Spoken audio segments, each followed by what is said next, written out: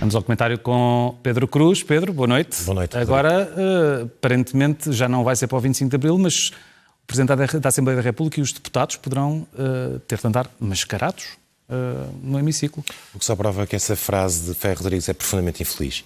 Ele quis fazer uma ironia, ele estava obviamente a referir-se a questões ideológicas, mas ficou-lhe mal. Ficou-lhe mal fazer essa ironia, foi de mau gosto, a frase foi de mau tom, foi um pouco fora de tempo. Porque bastava olhar para o que está a acontecer noutros países, e do 25 de Abril para agora passaram 9 dias ou 10 dias, para se perceber. Nós, felizmente, nisto, nós muitas vezes estamos atrasados, não é? Mas nisto, felizmente, estamos atrasados na linha do tempo e, portanto, há países que já passaram por a fase em que nós estamos e que já estão mais à frente no desconfinamento. E, portanto, basta só olhar para o lado e ver como é que os outros países estão a fazer para se perceber que o uso de máscara ia ser obrigatório em locais fechados, mais dia, menos dia.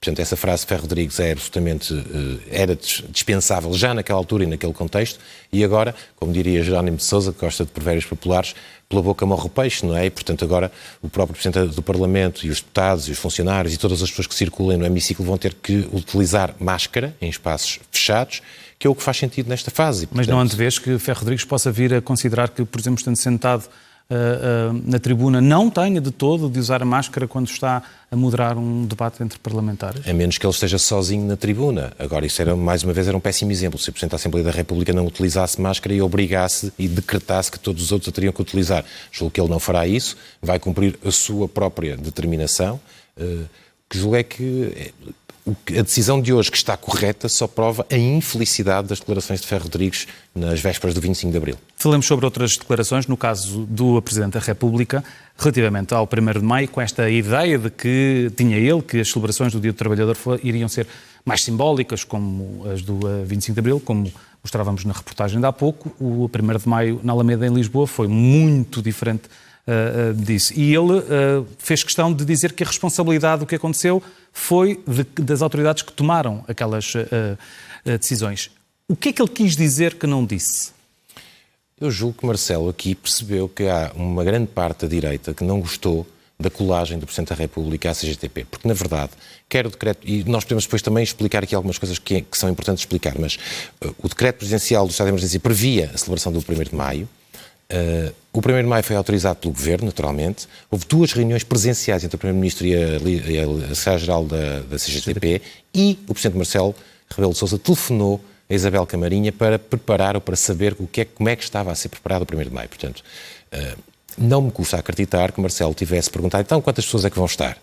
E a Secretária-Geral da CGTP até poderia dizer, olha, não sei bem. E, portanto, eu admito que, em teoria, Marcelo Rebelo de Sousa poderia não ter tido a noção de quantas pessoas iriam estar na Alameda. Mas a verdade é que bastava fazer um telefonema para saber exatamente quantas pessoas podiam estar. Portanto, Marcelo está a ensaiar uma coisa que faz muitas vezes, que é uma fuga para a frente. Portanto, ele deu uma no cravo, literalmente, foi atender às pretensões da CGTP e do PCP, e agora está a dar a outra na ferradura, que é proteger, digamos, o seu próprio eleitorado, porque não nos esqueçamos que estão marcadas eleições para o início do próximo ano, presidenciais. Por outro lado, ele defende claramente a posição da Igreja Católica Portuguesa em relação ao 13 de Maio, e essa defesa é a forma de, mais declaradamente, ele poder demonstrar oposição à organização sindical do 1º de Maio? Não. Eu julgo que há aqui situações distintas aqui que é preciso também fazermos aqui alguma pedagogia e explicar às pessoas. E aí Isabel Camarinha tem razão. Há direitos coletivos e depois há direitos individuais.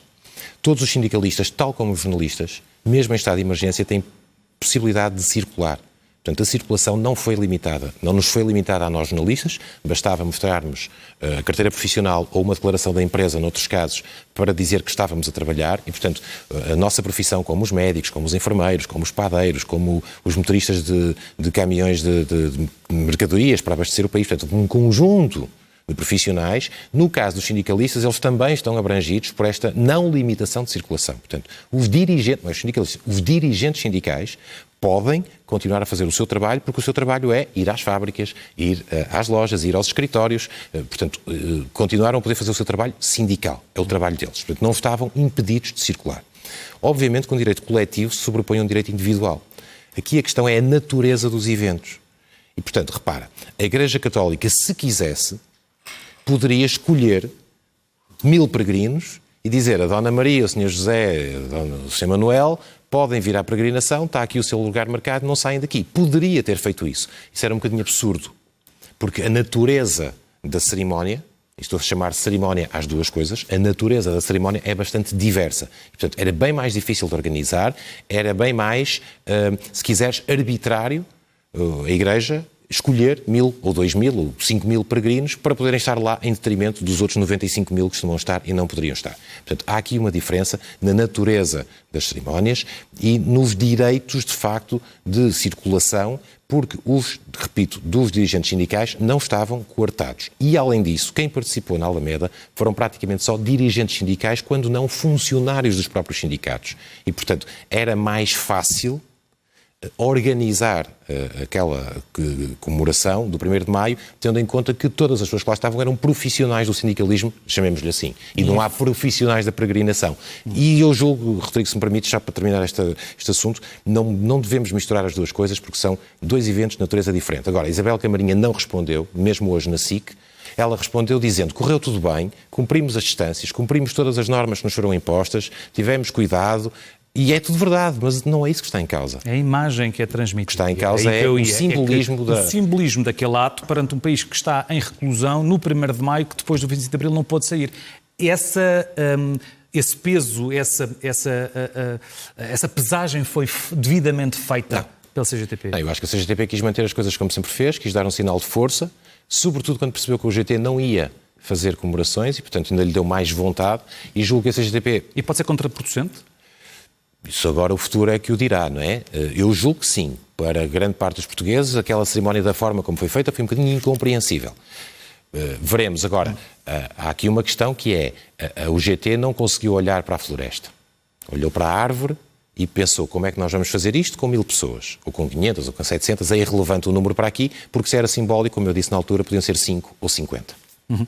Mudemos de tema. Há sondagens recentes que mostram uma subida do Partido Socialista e uma descida do PSD. Vamos só a um balanço, para terminar a nossa conversa, da forma como o Governo tem estado a fazer a gestão política da Covid-19 em Portugal.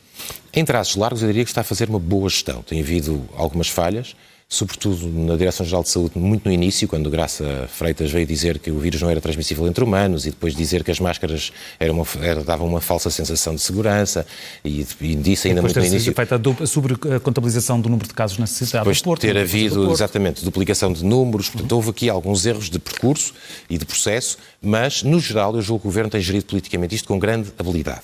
António Costa tem estas características de liderança, ele será sempre um homem mais talhado para ser Primeiro-Ministro do que para ser, por exemplo, Presidente da República. Ele gosta, de facto, de ação, gosta de crises no sentido de desafios para poder resolver e para poder consertar posições e, portanto...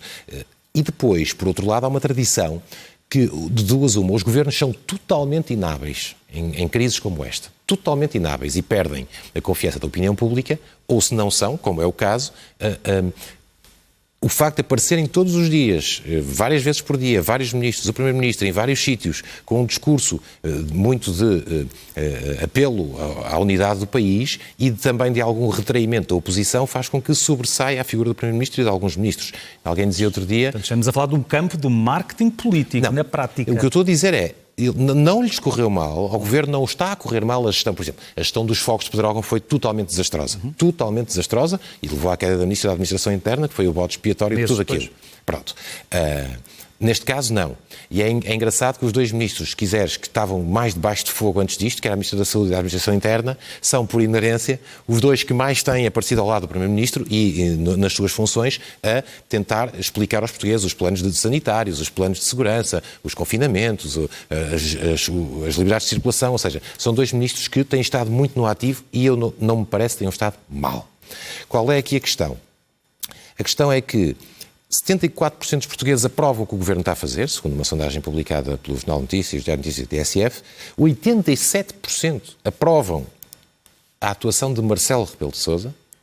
Mas há aqui um outro indicador que é interessante, que é 54% dos portugueses também acham que o Presidente devia ser mais exigente que o Governo.